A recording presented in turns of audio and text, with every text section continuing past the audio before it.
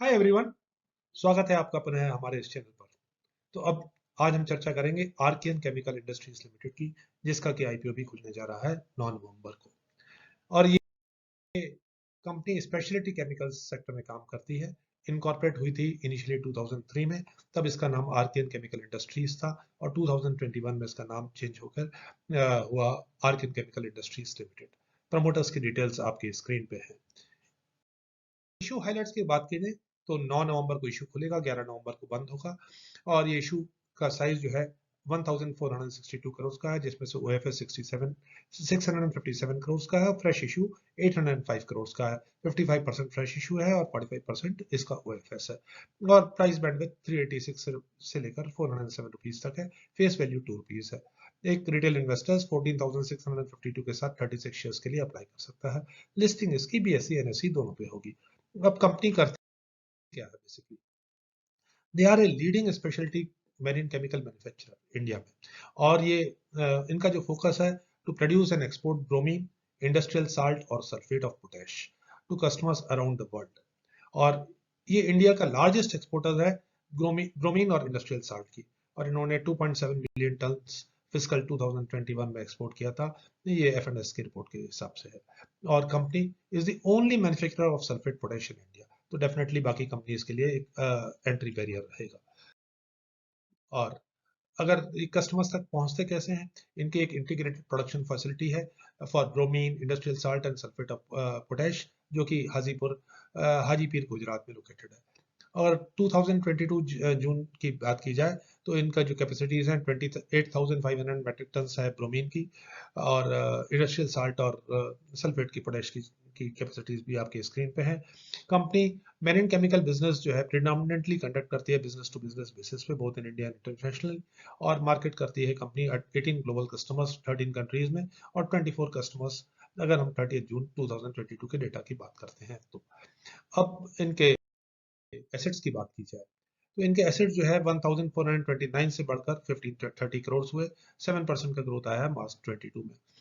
अब हम बात करते हैं इनके रेवेन्यू और प्रॉफिट आफ्टर टैक्स की, यानी कि परफॉर्मेंस की। रेवेन्यू इनका 617 करोड़ से बढ़कर 1143 करोड़ हुआ है। 23% की ग्रोथ 2021 में। और 21-22 में इंप्रेसिव ग्रोथ रही है 51% की। जो इनका प्रॉफिट माइनस में था 36 करोड़ का वन टाइम प्रोविजनिंग वगैरह जो इन्होंने डिटेल दी है अपने आरएचपी में, तो उसकी वजह से ये लॉसेस में थे। प्रॉफिट बढ़कर 67 करोड़ हुआ 9% मार्जिन के साथ। 17% मार्जिन के साथ प्रॉफिट बढ़कर 189 करोड़ हुआ। ऑलमोस्ट 2.8 टाइम्स 3 टाइम्स का प्रॉफिट बढ़ा है इन 21-22 और 2021। तो बहुत अच्छी परफॉर्मेंस रही है मार्जिन में भी और प्रॉफिट्स में भी। अब इनके क्वार्टर की परफॉर्मेंस देखें तो यहाँ भी अच्छी ग्रोथ रही है। 202 करोड़ से बढ़कर 409 करोड़ हुआ, लगभग डबल डबल से भी ज्यादा। और 9% से मार्जिन बढ़कर 21% हुआ। प्रॉफिट 19 करोड़ से बढ़कर 84 करोड़ यानी 4.5 टाइम्स इनका प्रॉफिट बढ़ा। तो बहुत अच्छी परफॉर्मेंस 3 साल के डेटा की बात की जाए या क्वार्टरली परफॉर्मेंस की बात की जाए तो कंपनी की रही है। तो आगे चल के हम डिसाइड करते हैं कि इस कंपनी में हमको करना क्या है। अदर पैरामीटर्स की बात की जाए तो नेगेटिव जो ईपीएस था 3.51 का मार्च 20 में, ये मार्च 22 में देखा है तो 18.26 हो गया है। एनएवी प्री इशू 33.45 है। कंपनी ने अभी तक डेफिनेटली कोई डिविडेंड डिक्लेयर नहीं किया है। अगर पेयर कंपैरिजन की जाए टाटा केमिकल्स, दीपक नाइट्राइट, आरती इंडस्ट्रीज, नियोजन केमिकल्स, ये जो है ट्रेड कर रहे हैं 14 के पीई पे, 32 के पीई पे, 20 के पीई पे। नियोजन केमिकल 73 के आसपास है। और तो इनका जो पीई वर्कआउट करता है वो 20 के आसपास। अगर हम 2022 के डेटा के रिजल्ट्स की बात करते हैं अपर प्राइस बैंड पे 407 के प्राइस पे। अब स्ट्रेंथ्स और वीकनेसेस की बात की जाए तो जैसा कि हमने देखा लीडिंग मार्केट पोजीशन है इनकी। एक्सपेंशन और growth in bromine industrial salts हो रहा है। हाई एंट्री बैरियर्स है जैसे हमने चर्चा की थी। स्टेब्लिश इंफ्रास्ट्रक्चर है, इंटीग्रेटेड प्रोडक्शन और कॉस्ट एफिशिएंसीज हैं। लार्जेस्ट इंडियन एक्सपोर्टर है ब्रोमीन और इंडस्ट्रियल सॉल्ट के। और ग्लोबल कस्टमर बेस है। स्ट्रॉन्ग फाइनेंशियल परफॉर्मेंस जैसा कि हमने देखा।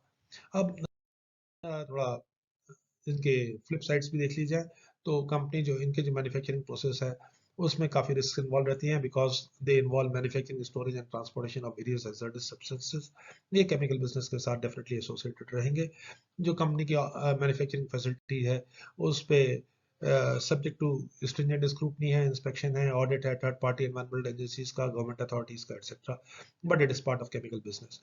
तो इनका जो मेन वीकनेस है, टॉप 10 कस्टमर से बिजनेस इनका 61%, 75%, 77%, अगर पिछले 3 साल की डेटा की बात की जाए तो टॉप 20 कस्टमर से लगभग 80% से भी ऊपर बिजनेस इनका जो है टॉप 20 कस्टमर से आता है। तो ये थोड़ी सी रिस्क एसोसिएटेड रहती है ऐसे सिचुएशन में। प्री इशू शेयर होल्डिंग जो 65.58% थी वो कम होकर 53.41% रह जाएगी, और average cost of acquisition 9.768 rupees के और 36.57 के रुपीज के बीच में है। यहाँ डेफिनेटली चूंकि एक साल कंपनी ने लॉसेस रिपोर्ट किए थे, तो रिटेल इन्वेस्टर्स के लिए कोटा सिर्फ 10% का है। ऑब्जेक्ट्स की बात की जाए तो रिडेम्पशन और early redemption in part and full of NCDs, जो एनसीडीज इन्होंने इशू किए उनके रिडेम्पशन के लिए और जनरल कॉर्पोरेट पर्पसेस के लिए। अब हमको और आपको करना क्या है, एक अच्छी पोजीशन है, लीडरशिप पोजीशन है कंपनी की, लार्जेस्ट एक्सपोर्टर है जैसे हमने चर्चा की, the only manufacturer of sulphate of potash from natural sea brine in India, और इशू डेफिनेटली अट्रैक्टिवली या रीजनेबली प्राइस लगता है। तो for listing gains and long term gains definitely एक इन्वेस्टर इसमें पैसा लगा सकता है। लग के ऊपर डिपेंड करता है कि इशू में क्या मिलता है, क्योंकि सिर्फ 10% रिटेल इन्वेस्टर्स के लिए है। अगर आप चाहें तो HNI कोटा में भी इसमें अप्लाई कर सकते हैं। Thank you very much, friends. Wishing you a very happy investing both in primary and secondary markets. Thank you.